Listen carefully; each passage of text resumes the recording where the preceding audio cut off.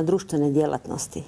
Dakle, doktori spadaju više oni su ipak posebna kategorija, dakle ne bi o njima jer ne mogu, to je posebna kategorija u svakom pogledu, ali ako gledate da od 40.000 brucoša, 30.000 su društvenjaci, to znači pravo, ekonomija, filozofija, politologija i slični fakulteti, evo o tome to me pitajte, jednostavno je lakše je pričat nego napraviti. Lakše je sjediti. Evo danas sam išla sam nositi ove knjižice u Sabor svim zastupnicima.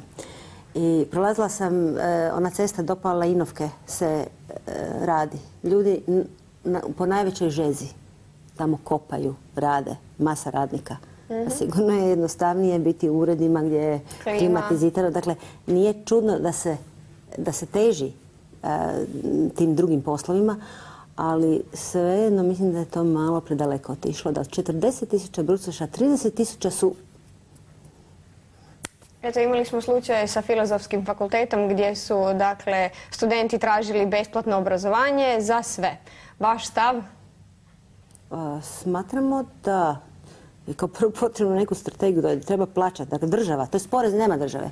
Sve su porezni obveznici. Država nema svog novca, to smo mi. Evo, vi, ja, Nada i svi koji plaćamo poreze.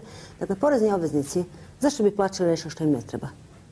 Ako meni u mome poslu treba jedan dvogodišnjak, kako bi rekla, dakle, ne treba mi petogodišnjak, ne treba mi ekonomski strateg, treba mi mlad, spretan čovjek koji zna malo Excela, koji zna napisati pismo poslovno, koji zna malo marketinga, koji zna...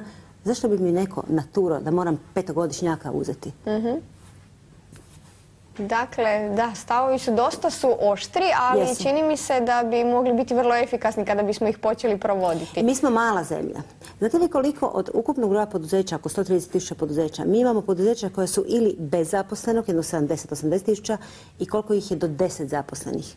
Jedno 40.000. Dakle, mi smo mala zemlja sa izrazito mikroprivredom i mikro...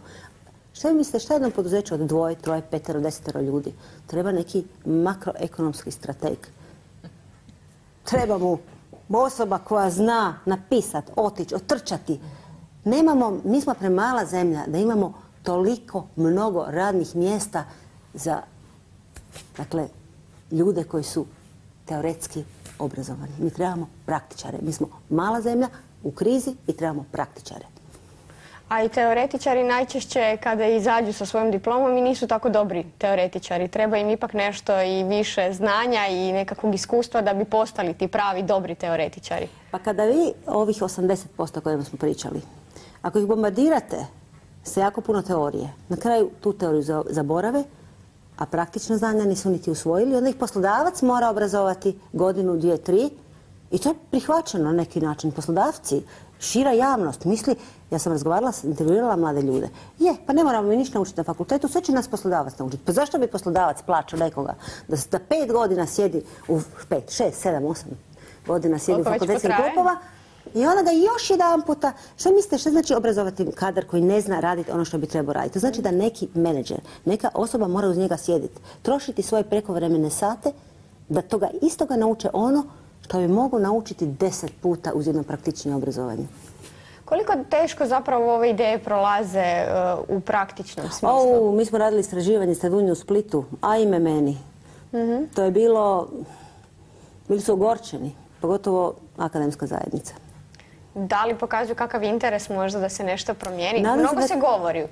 Naime. Evo, mi smo pozvani sada u rujnu mjesecu, će Ministarstvo obrazovanja organizirati jedan okrugli stol. Pozvali su i nas kao predstavnike ove naše udruge na to, pa evo, možda će se tu nešto pomaknuti. Nemamo velika očekivanja, mi smo prije svega realisti i praktičari, ali sa Agencijom za strukovno obrazovanje imamo dogovorene radionice učitelja u strukovnim školama sa područja marketinga i financija, tako da radimo male koračiće koliko nas dvije možemo. Čini mi se da zapravo svi koji su zainteresirani bi mogli se pridružiti. Gdje se mogu obratiti, web stranica, gdje mogu zapravo nabaviti ovu knjigu, časopis, nešto što je vrlo jednostavno, što će ih vrlo lako uvesti u cijelu temu i ideju vašeg djelovanja. Evo, od sutra su ovi knjigopisi, kako ih mi zovemo, to je jedna naša kovanica, knjiga u obliku časopisa, će biti na svim kioscima. Dakle, znači na kioscima ljudi mogu naći informacije koje im trebaju i mogu se zapravo malo aktivnije uključiti. Tako je, a mogu posjetom na našu web stranicu www.praksomdoznanja.hr dobiti neke informacije, tamo su i naši kontakti, mogu nam se javiti i uključiti u rad. Eto, u udruzi brojite koliko članova, svi su dobrodošli, koliko sam ja imala prilike vidjeti. Zapravo traže se ljudi koji su voljni, koji žele jednakim entuzijazmom ući u cijelu ovu priču i promijeniti nešto u cjelokupnom poimanju društva i načina funkcioniranja. Prva knjiga je proizvela dosta jak učinak, imali smo mnogo interesenata, ali se desilo ipak da na prvi sastanak dođe njih, ne znam, 50, na drugi 20, a na treći dvoje, troje, a sve krasni ljudi, samo su prezaposleni. Postali smo jedno neučinkovito društvo u kojem je pojedinac, kako god bi inače potencijalno učinkovit bio, je postao neučinkovit. Ljudi nemaju vremena, trče, jure okolo. Na kraju je inicijativa zamrla. Tako da radimo sa svojim skromnim kapacitetima ono što možemo. Ovo je jedan od puteva kako se može biti građanski aktivan. Planiramo još određene događaje na trgu Uzmo bana Jelačića da prezentiramo jednostavnost obrazovanja. Kako je moguće biti jednostavan i jasan i kratak u obrazovanju, čisto prezentacijski i tako. Imamo neke akcije koje planiramo. Dakle, ljudi će definitivno imati prilike čuti još za vas i za cijelu akciju i za udrugu. Vidim, to su veliki planovi. Nadamo se da će mnogi podržati zapravo ovu cijelu ideju, obzirom da bi nam dobro došlo da u budućnosti svi nešto više znamo i budemo učinkovitiji.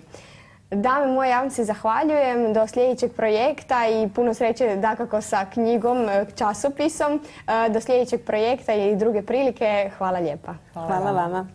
A dragi gledatelji, mi sada idemo na jednu drugu temu. Temu koja će vas isto voditi u obrazovanje, zapravo o nečemu vrlo zanimljivom. Zato ostanite s nama.